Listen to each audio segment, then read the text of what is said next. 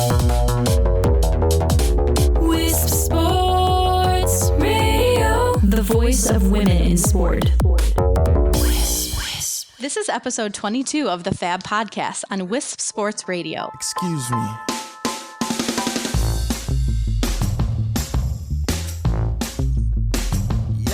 The FAB Podcast is the weekly show brought to you by Females in Athletic Business, for women in the sports business, where we believe that women in sport deserve equal coverage. Welcome to this week's episode. My name is Kristen Ray, and I'm the founder of Females in Athletic Business and one of your hosts of the FAB Podcast. Lisa Byington of the Big Ten Network is our guest today and is kicking off our Women of BTN series, during which we are going to feature the careers and journeys of several sports industry professionals, all of whom are currently working for the Big Ten Network. These women are in a multitude of positions within our industry and are going to have so much valuable knowledge and perspective to share. And as I said today, we are speaking with a trailblazer whose success hits very close to home for me, literally. She is one of, I believe, 4 women to do play-by-play for a nationally televised football game, the first woman broadcaster in sports for my hometown TV station, WLNS in Lansing, Michigan, a former 2-sport athlete at Northwestern University.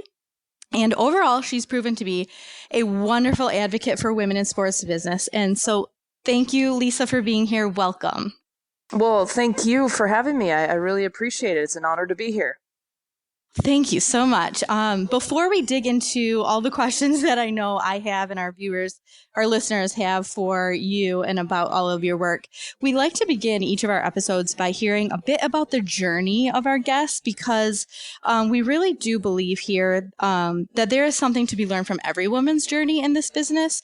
So talk a little bit about how you knew broadcasting was for you and how you went about ensuring that eventually you'd live that dream of broadcasting. Kristen, I wish I had the story that I was the 7-year-old kid or the 8-year-old kid watching sports on TV, and I knew immediately that I was going to be a broadcaster when I finished school. But I don't have that story at all, because when I watched sports when I was a little kid, I thought I was going to be the professional playing the games that the broadcasters were talking about. So I had more athletic dreams and being the player, or actually even being the coach in the games that the broadcasters covered. It honestly really wasn't until college, when I was at Northwestern. You mentioned I played 2 sports, so I was recruited to play basketball for 4 years at Northwestern, and then I walked onto the soccer team and played 2 years of soccer as well. And it wasn't until that time when I realized, you know what? I'm good enough to get to the D1 level, but I'm probably not good enough to make it to the professional level or really make a lucrative and long-term career at the pro level, whether it be, in America or overseas in any of the 2 sports. So it was very maybe humbling and it was sobering, because then I had to realize, you know what, now is the time where I have to think about being a quote unquote real person. And what am I going to do when I'm done playing sports? What am I going to do when I'm done in college and at Northwestern? So it was really at that time, when I was in college, that I had decided, you know what, Medill is a great journalism school, one of the best, if not the best in the country. And so this is what I really needed to focus on. I thought at first I wanted to go into print journalism. I realized later in my undergrad, probably around my junior year, that broadcasting became a little bit more interesting to me. And so that was kind of the start, was really in college. It wasn't when I was a little kid.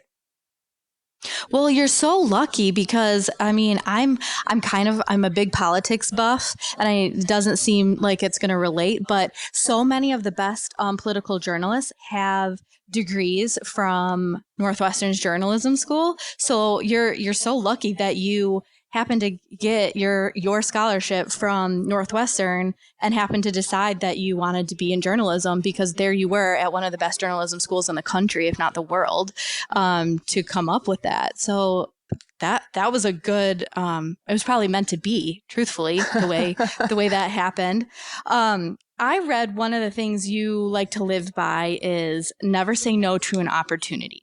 So talk a little bit about what that means to you, maybe how you lived by that in your early career, and how you might suggest young women pursuing not just broadcasting in sports, but sports generally as a career. How can we all put that into action?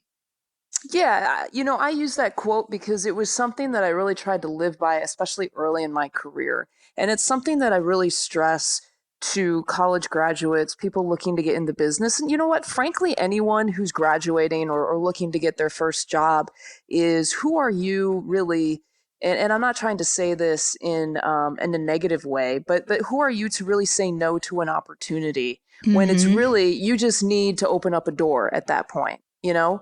And that's kind of what I mean by that phrase, never say no to an opportunity, is that really when we're trying to make a name for ourselves, when we're trying to get experience, we need to binge off of any opportunities that we get. And I truly mean that. And it's really, and especially in broadcasting, people don't look at your paper resume.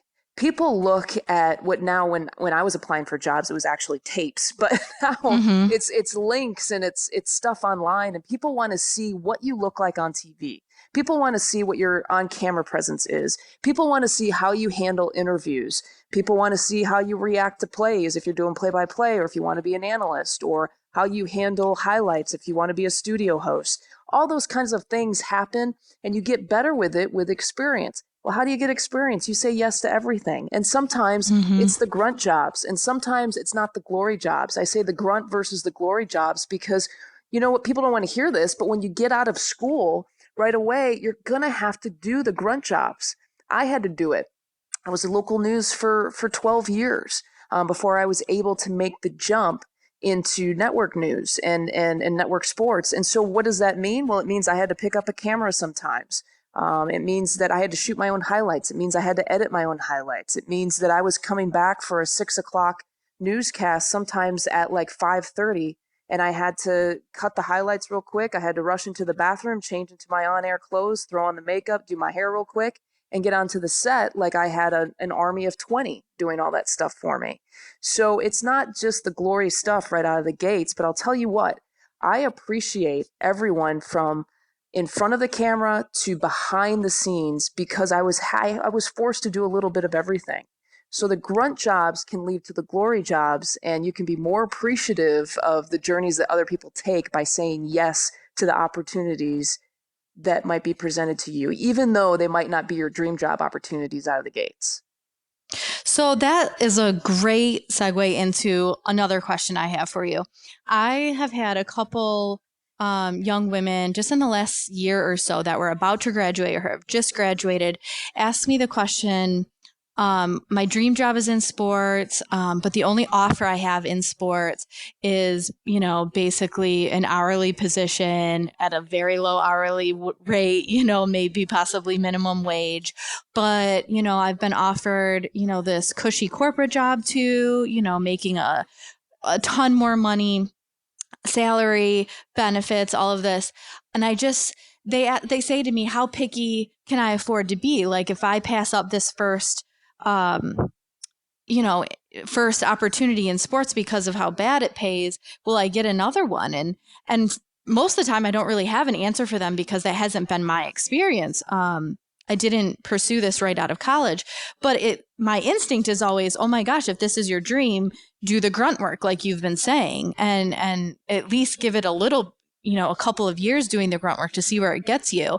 But have you come across young women that are trying to break into the industry who may not have the same attitude as you in terms of the grunt work and that, and you're living by not saying no to an opportunity? And how can we get that younger generation to kind of be more willing to do that grunt work? Yeah, that's a great question. I hope we have plenty of people who are willing to do it. I can't answer if there's more and more. I hope that there's not. I hope that's not the case. And there's been several examples of people, including myself, who had to take a low-paying job as their first job and then kind of work their way up. I mean, I'm not ashamed to tell you that in my first job, it was in local news. It was in Alpena, Michigan, and that's the second smallest market in the country. They measure market size by population. So New York and LA and Chicago are 1, 2, 3, and Alpena is way down the list. But my first job paid me $14,000 a year. And so I had to survive on that with a budget, with some help from family, with some help from mom and dad. But it was my passion. It was exactly what you said. If you're trying to get in this business to be on TV, if you're trying to be in this business to make money, you're trying to be in this business for all the wrong reasons. So it should not even, if you get an opportunity to even put yourself in this business, whether it's behind the scenes or on the air, take it. And I don't care what it pays. And you shouldn't care what it pays, because that is your passion. And I truly believe this, Kristen, that if you're good enough, then it's not where you start, it's where you finish. And if you're good enough, it doesn't matter what your first job is going to be. It doesn't matter if you took that minimum wage job and then had to work a second job at a coffee shop. If you're good enough, you're going to work your way up the ladder. So that's a little bit of an example of my life. I would encourage your listeners to even look up Michelle McMahon, who works at BTN. She has an incredible story. She was a volleyball player, a walk-on at Michigan. And she decided, she was in sales when she graduated, decided that that was not her passion. Her passion was always to do TV. And so she eventually quit her job and took a leap of faith to work at BTN and all almost behind the scenes and grunt work stuff. She wasn't making a whole lot of money at all. And she was probably, she'll tell you, she was struggling to stay afloat in terms of money. And so, but she eventually proved to herself, proved to her bosses, she was creative in terms of behind the scenes, creating her own stuff, like her own tape that she could show bosses. She got into the hockey world. She got into the Major League Baseball world. And now she's doing great. She's a reporter for the Chicago Blackhawks. She is doing all kinds of work now with BTN, all because she wasn't afraid to take the leap of faith to chase her passion. And her passion was not money. Her passion was her profession. Well, and there are so many different jobs in this industry that we cannot be interested in for the money. And I think it's nice that you said that, because or the glamour or whatever, there are definitely glamorous parts about most of the jobs that are in sports. Whether you think glamour is access or, being on TV or going to cool events, there's all of that in a lot of different jobs. But there's so many other things that, like how often your schedule changes with no notice, and short-term notice from your boss for things, or there's so many different things in this industry that can counteract the fancy glamorous things, that you have to be in it for the passion. You have to be in it for loving sports and loving the industry, or it's just not going to be worth it to you. So you have to decide when you really make the decision to enter the industry, why am I doing this, or it won't be worth it. So I like that you mentioned that. Yeah, absolutely. Ask yourself the question why. It's just that simple. And when you ask the question why, you'll be able to move forward and make the right decision for yourself. Yeah, that's great advice. And simple, ask yourself why. So your resume, if, we talked a little bit about some of the things you've been involved with at the beginning of the show. And most of our listeners, I'm sure, have followed you in one of your moments in your career or another. But your career's been so full of highlights, amazing jobs, exciting positions. But anyone in our industry who's been in it long enough knows that it's never all smooth sailing for any of us. So tell us about a time or two when you've had a door closed to you instead of opened, or that maybe you heard a no instead of a yes. And how are you able to overcome those events to get to, the position you're in today? There's a lot of them. I mean, looking for that first job that paid $14,000 in Alpena, Michigan, I got probably 5 or 6 no's up until that point. And a lot of it had to do with the fact that at the time when I went to Northwestern, they didn't have a sports specialty department. Now they do. Now they have an incredible sports journalism program, but at the time they did not. And so a lot of my tape, and really like almost close to 100% of my tape, were news stories that I was sending out for sports jobs. And so it didn't even matter when I would send these tapes out. I remember I sent a tape to Yakima, Washington, and the news director there looked at my tape. And even though I had played 2 sports in college, he didn't believe that, or he wasn't convinced that I could talk about sports intelligently on TV. And because my tape didn't show that. So he felt like it was a risk to hire me. So he actually had told me, you know what, why don't you just make your career in news? And he was totally trying to tell me to get away from sports. And it angered me. It angered me, Kristen, because that was my dream, to do sports, not news. And there's nothing against news, but I just knew I wouldn't be happy doing it. Again, it's pursuing your passion. So I think there are countless times, and there are many times throughout my timeline of my career where instances of that has happened. And so you have to be confident enough in your belief in yourself, and you have to be passionate enough in the vision of where you want to see yourself go, that it doesn't matter if there's a news director in Yakima, Washington, or management at a major network who's going to tell you no. That's their no. And their no doesn't have to be your no. So you have to differentiate between the two. And if you're able to do that, then you can continue to believe in yourself. You can continue to walk your own path. You can continue to live in your own truth and not anybody else's. And you know what? Eventually, you'll get to where you want to go. So that reminds me of something I heard yesterday. I was at an event that Fox Sports Detroit and the Detroit Tigers co-hosted for women in the industry. And the speaker's name was Renee, and she handles diversity and inclusion for the MLB.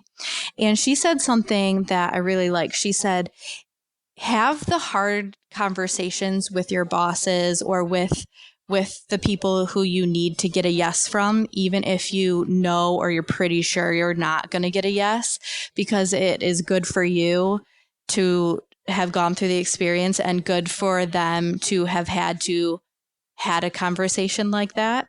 How do you feel about having those hard conversations, even during the times that maybe you aren't sure about the outcome?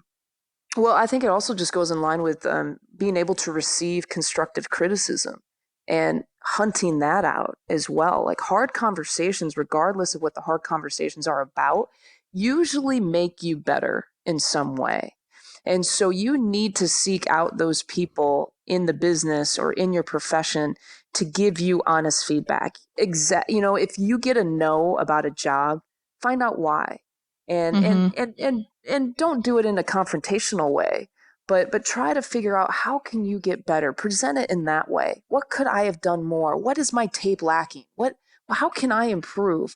What would make you look at me as a stronger candidate next time? Because there's always a next time. And it's very important not to get upset. It's very important not to burn bridges, because especially the broadcast industry, it is a small world. Small world. And some of my best opportunities, you didn't ask me about agents or anything, but I'll go there in my answer, is that, I've used 3 agents in my career, and a lot of them, they've helped in smaller ways, but a lot of the biggest jumps that I have made is just networking and word of mouth. And that all goes back to the fact that this industry is so small.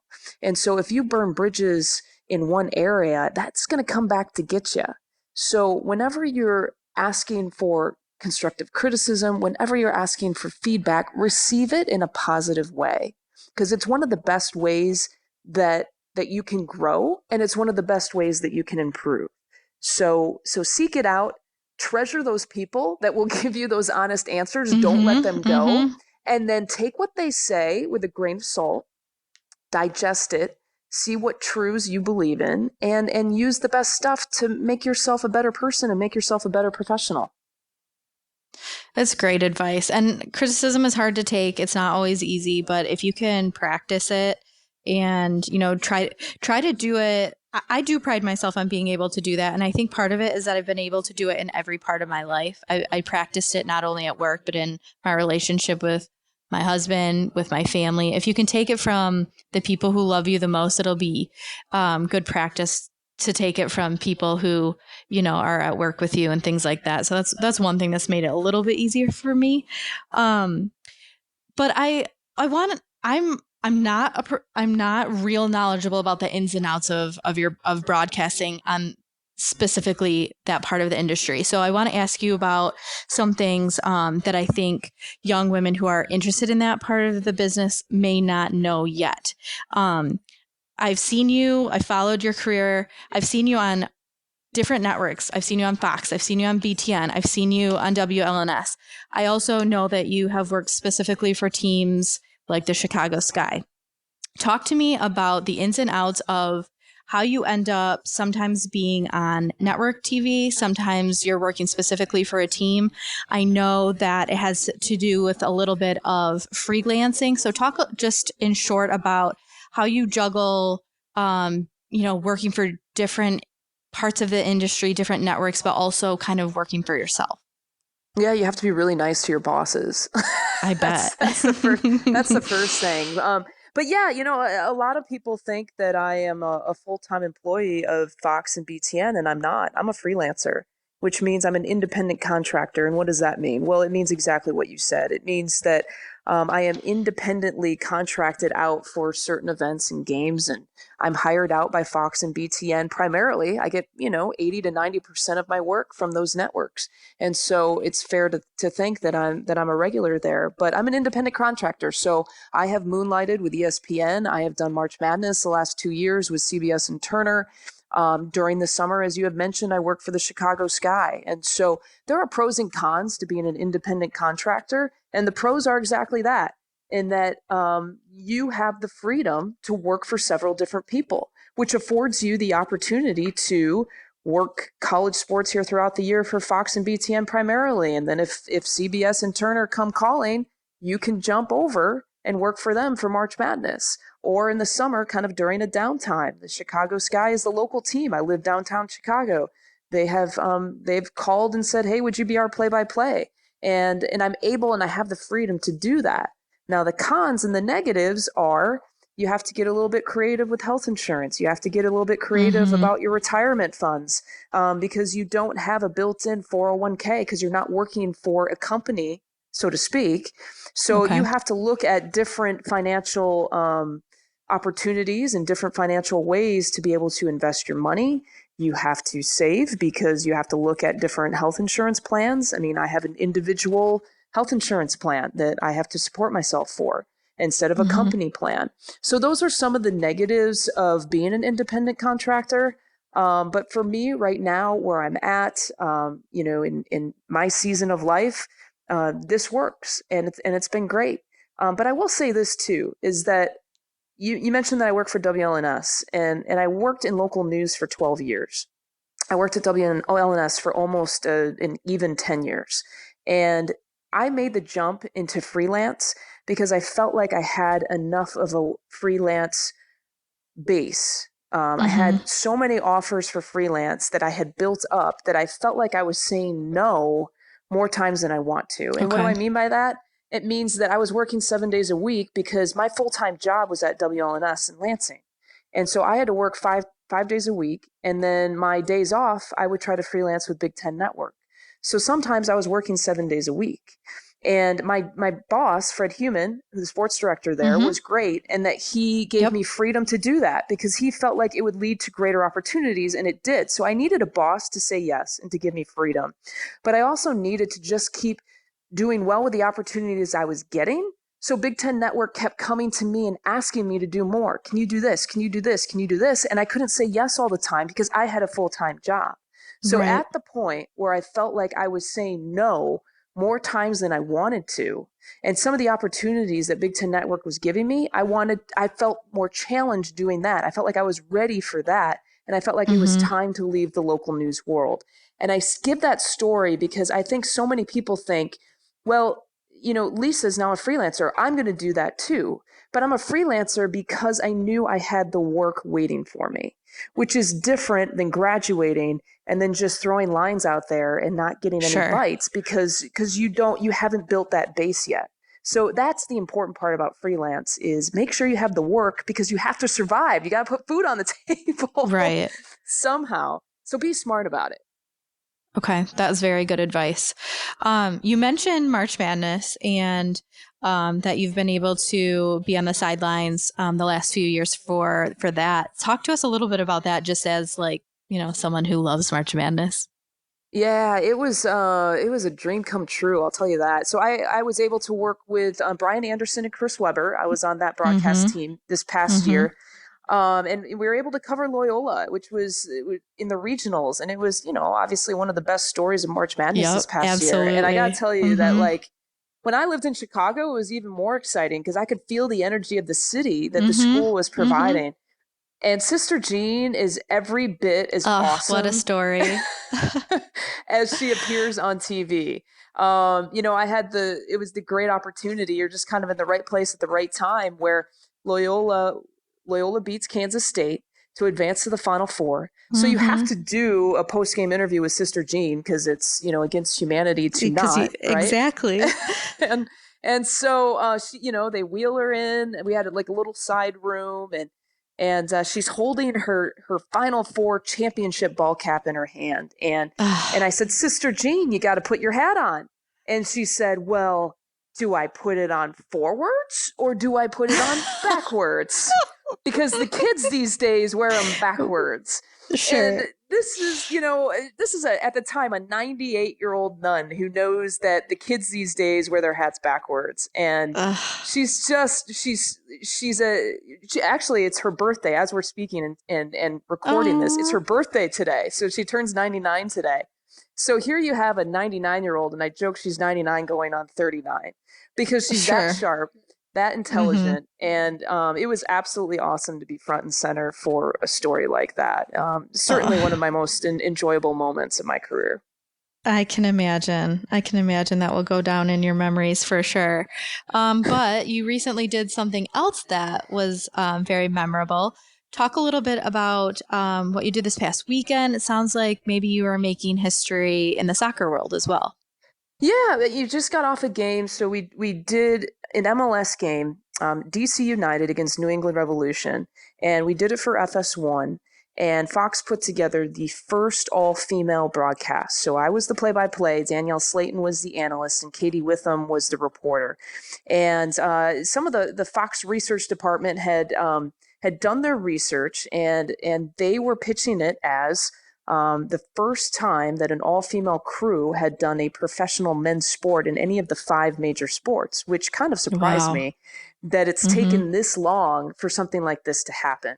Now, that was the pitch. That was a little bit of the angle, but that wasn't the reason why they put us on there. They put us on that game because they felt like we were all qualified, and it was about time, to break through that barrier. Good for them. And yeah, absolutely. Absolutely. And I continue to think that, and I continue to say that when I was growing up in the 80s and the 90s, it was hard, and you didn't really see a whole lot of women doing sports shows or women on games.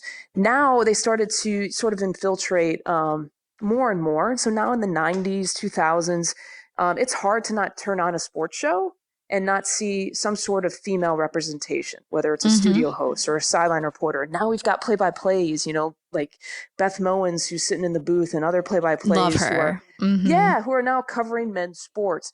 So now our challenge is not to get involved in sports journalism, sports broadcasting.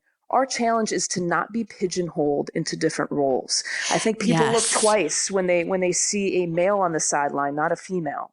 That's just an example. They look twice, frankly, when they see a play-by-play, a female play-by-play, like Beth Mowens in the football booth instead of on the sideline. So that's our challenge, and that was one of the reasons why the 3 of us agreed to do this soccer game. It's because the more that we can put women in untraditional roles or set the stage in an untraditional way and succeed, then it becomes more of the norm. And so that was our goal. But we all approached it just like it was a normal game. It was for everybody else to make the headlines and talk about sort of the historical impact of it. It wasn't our job to do that. And frankly, it wasn't our focus. But I think it went well. And I hope more women get an opportunity to call MLS games and frankly, men's professional sports from here on out. So that leads me into something else that I've been kind of interested in talking about lately, because I've seen it, I felt the competitiveness in the industry amongst women, and I think we can all imagine, if we haven't felt it, that it's there. More and more women, like you said, are coming into broadcasting. More and more women are coming into every part of the sports industry, and so when there isn't a super acceptance among the public or among the industry to have women in every role, it only lends itself to being more competitive because there are fewer spots that women are accepted in. So have you felt that competitiveness, and how do you turn off the competitiveness and overcome that natural feeling of, I want it to be me, but also turn on the feeling of mentorship and supporting women, because sometimes it can't be you. It has to be somebody else. And have you experienced that? And how do you recommend that we all kind of make sure that we're not succumbing ourselves to that? Yeah, I have felt that a little bit. I hope that we're kind of getting away from that. I will tell you this, some of the positive experiences that I've had is I have been able to call up other female broadcasters in the industry. When you're just talking about wages and rates and salaries, I've been able to call some other women in the industry to ask, what do you make? Can you help us? And so we're all starting to look out for each other. Because if we ask for something that's a lower rate than what we really should be paid, if we're all doing that, that doesn't help us move forward. No. And so I've seen change in that way. And I've seen women, especially in the last couple of years, and I think that there are several, social issues that are helping this movement forward that don't have to do with sports. And so I think it's kind of rallying us together, and we're all competitive to the core, I think, especially if you have, an athletic background. But there's a time to kind of check that at the door. And there's a time to realize, it might not be the best for me, but it might be the best for we. So we have to look at it more big picture instead of just a short-sighted perspective. So yeah, I think we're actually getting better at it. I see it. I feel it. I felt more of what you were addressing many, many years ago. I feel a more positive, supportive impact now. And part of that, like I said, is a lot of stuff even that's kind of hovering over, like even outside of the sports world. But I also think it's some of the reasons that there are actually more opportunities now for women. And that's why it's so important to try to pursue untraditional roles in this industry to open up more opportunities. Let's not all just be sideline reporters. Let's look at other ways that we can get jobs. Let's look for other ways that we can have opportunities. That way we're not all like scratching and clawing for the same, 10 jobs out there that are high profile. Absolutely. Well, Lisa, I feel like we could go on forever. You have such a well of wisdom that we could tap into. Obviously, we're grateful that you gave us this time today, and I want to thank you again for being here. I know your schedule's insane. But before we let you go, tell our listeners about how they can keep in touch with you and your work. Football season is starting, and what other things do you have kind of in your pipeline in the next, couple of weeks and months? Yeah, well, as we speak, I'm actually preparing for my first football game, and I think it actually might be the first one on the air this year for BTN. I'll be in the booth. I'll actually have a couple football games in week 1. So I'll be in the booth calling the New Mexico State-Minnesota game Thursday night of week 1. Okay. Then I'll be on the sidelines that Saturday for App State and Penn State. And so I'm excited about that. And then after week 1, it's I get a few more play-by-play opportunities for football, which is great. You can catch me. I'll also kind of divide my time between play-by-play and sideline this year with football a little bit more equally, which I'm excited about. And then I'll also be doing some play-by-play and some studio work on some other college sports like volleyball and women's soccer. So I'm excited about all that stuff, and it's just kind of go, go, go. It's like starting the new school year, you get really excited about it. You got to get your new clothes and your new Trapper Keeper, and you're probably too young to know what a Trapper Keeper is. Oh, no, I had a Red Wing Trapper Keeper, and it was my prized possession. Like, absolutely. Did it have Steve Yzerman on it or something, or Chris Chelios? No, but the folders inside had Steve Yzerman. Chris Osgood was my man. So there was also Chris Osgood, like pencil holder. Yes. So yes, no, I am awesome. not too young for the Trapper Keeper situation. Well, let me circle back and ask you one more question, because you started out by saying that your hometown, when I was at WLNS, that was your hometown. What was your hometown, and what high school did you go to? I am a Hazlitt graduate, 2003. The Vikings. Yes, ma'am. Fire up Vikes. And I've lived here my whole life, never left, thought about it a couple times. but, grew up a Spartan, knew that I was meant to be a Spartan, and never stopped being a Spartan, probably never will. Okay. Did you watch the fifth quarter then on WLNS? Yeah. Friday I mean, Football it was basketball? always, yes, absolutely. It's always my, that channel's always been my go-to. Definitely know a couple of people that are still working there. And it's just, I just grew up on WLNS, Fred and everybody. So yeah. And you sound like a normal person then to survive and talk about growing up watching Fred Human. Yeah, I mean, just like I watch Alex now, who's on that network under Fred, and I know her a little bit, and it sounds like she kind of had a similar story as you. And yeah, I mean, it's nice to see a girl that worked in my hometown just make it big, and that's why I was just so excited to have you here today. Well, I am excited that you asked, and it is a true honor. So thank you for that, Kristen. Oh, well, you're very welcome, Lisa. And thank you again for being here. Conversations from the world of women's sports. This is Wisp Sports Radio. And Wisp Sports Radio can be found on any podcast app. So follow Wisp Sports on social media at Wisp Sports. Please give us a 5-star review on iTunes to help promote coverage of women in sport. Thanks for listening and supporting women in sport everywhere. To follow Females in Athletic Business or this podcast, use @FABSports.org on social media. The FAB Podcast is a co-production of Females in Athletic Business and Wisp Sports. Check out Females in Athletic Business at www.fabsportsorg.com. Thanks for listening, and we'll be back next week with more from the world of sports business.